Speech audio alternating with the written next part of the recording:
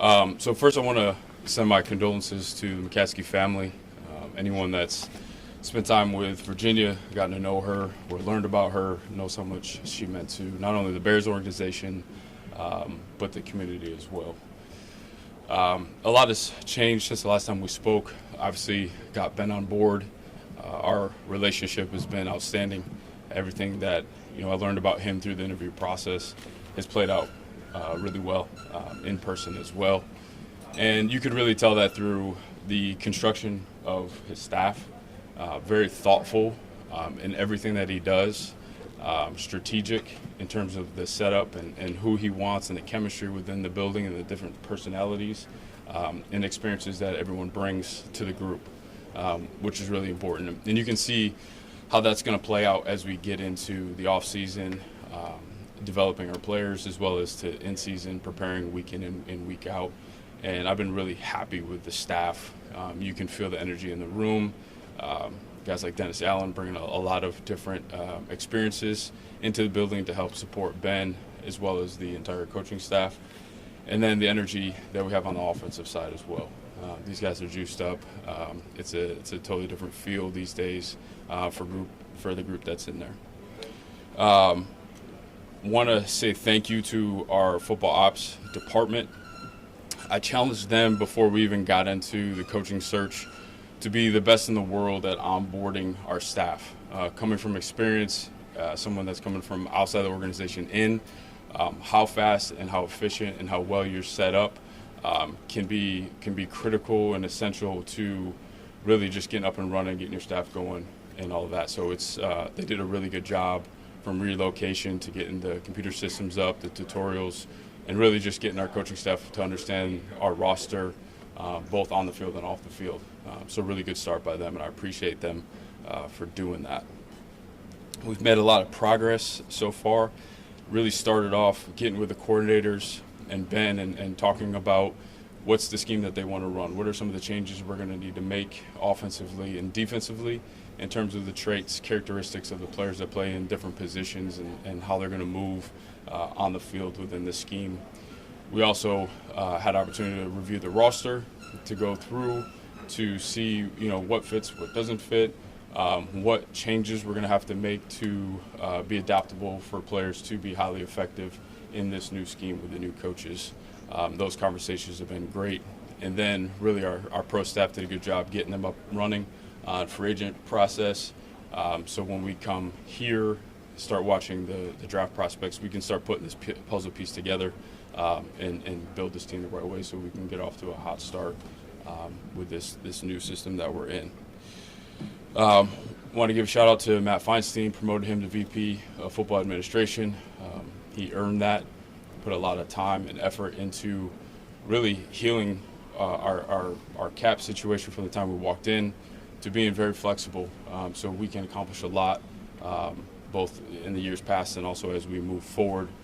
Being healthy with your cap and your cash spending is critical to having success in this league and sustaining success. And then obviously transactions, we released Gerald Everett and DeMarcus Walker just a few days ago. With that situation, anytime you kind of have gray in terms of fit with the scheme change and their contract situation, I think giving them the opportunity, giving their representation opportunity to come to the combine, get their names out there, they can get a good seat at the table with the team before all the seats are taken. So from there, I'll open up the questions. Ryan, as you incorporate Ben into your personnel side, what does he add to the group in that regard? Yeah, we talked about this a lot just within the search, having a clear vision of what every single position needs to have. Now, it's never going to be perfect. You can't have like a prototype at every single position, but as a front office, we want to be as close as possible with that. So his ability to really give a clear vision of what he wants and needs to be successful has been really, really good. And you can just tell the high football IQ is on a totally different level than what I've seen and been a part of before. So it's really good. Ryan, over the past month, what has been the process of getting Ben's vision into your head so that you understand what exactly he's looking at? How do you guys start that and navigate the early stages? Yeah, so it starts with just individual conversations with us sitting down and going through it. But I think the big thing is bringing the groups together. So our entire front office got together. We went through position by position, the criteria of what he's looking to do. And then we did it again when all of our scouts flew in for our draft meetings, went through that once again just to, again, understand and have a clear vision of what we're looking for, because that does alter the way that you stack your board and prioritize in free agency. I know you're very collaborative with everybody that you work with in terms of decisions, whether it's Ian Cunningham or whether it was Matt Eberflus before. Will Ben Johnson have more say than maybe his predecessor in terms of what he wants or what he thinks he needs on offense or defense? No, I think it'll remain the same. We're constantly talking about how we need to go about improving our football team and adding to our football team. So those conversations will be happening almost on a daily basis, which is important in any relationship between the front office and the coaching staff, specifically a GM and a head coach. Ryan, you've understandably been a little bit more cautious in free agencies as you built this roster through the draft. What's your willingness to be more aggressive at the top of the market this year? Yeah, I think the clearer the vision, the more aggressive you can be, and that's important. So you want to be selective in free agency because just historically, like if you look at it, like it can tell you and you can learn from that. But if there's certain players that kind of hit all the check boxes that you need, there's really no reason to hold back. Like, I feel like you can be aggressive in those situations. Ryan, with DeMarcus off the roster and just knowing that the strength of this draft is the defensive line, but there's also a couple names out there in free agency, guys who've requested trades and some other free agent options. Like, how do you go about weighing how and when you will attack addressing that spot opposite Montez? Yeah, that's part of what we're doing now. Again, it's a big puzzle. You know, free agency comes first. There's a lot of unknowns in the draft in terms of who's going to be there for you. I've talked about that before. You can have philosophical beliefs in how you build a football team, how you prioritize, but the supply has to match the needs, and those opportunities have to present themselves at the right time. So we're starting to put that puzzle piece together. But what I like about really the pairing so far of free agency and the draft is I do believe that the supply of players are matching our needs. So there's going to be good opportunities. When you were in Kansas City, what was your memories of your evaluations of Trey Smith? Yeah, I'm not going to get into players that aren't on our roster right now, but I'm proud to be a part of that draft process.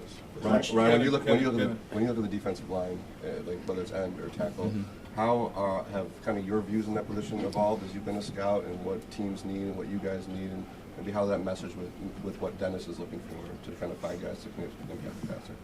Yeah, it's I would say it's been consistent. You really need interior, someone to really puncture the pocket from the interior for the exterior to be successful and productive as well. So it's that balance of the two. Ryan, it's no secret that you are looking to add in the trenches on both sides of the ball. Is there one side of the ball or the other that, when you evaluate free agency versus the draft, that would maybe give you more flexibility in the draft if you attack it in free agency? I think we're still kind of learning about that right now. I think we'll have more clarity when we get out of the combine and get to know some of these players even more. Our coaches, have dug into free agency a lot since they've gotten on board.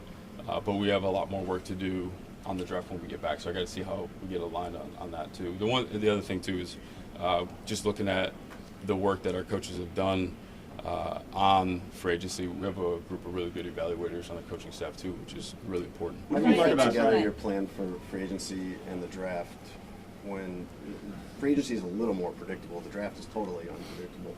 So you don't want to obviously sign a high-priced pass rusher and then draft one at number 10. So how do you decide which needs you can fill in which season, I guess, or which option?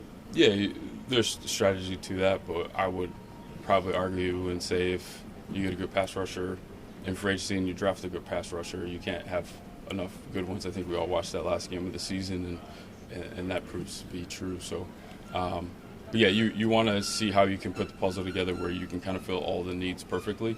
Sometimes that works out, sometimes it doesn't. Would it be easier for you if it was the free agency first and then the draft, like in the NBA? The other way around. Yeah. Draft and then free agency. That's what I meant. Yeah, draft. of course. Yeah, it would be a lot easier. I think it'd be more expensive in free agency too. Ryan, you mentioned that it's a different feel in the building. So how does that impact just this week working together with Ben for the first time, and how you guys go about evaluating players this week? Yeah, it's a lot of fun.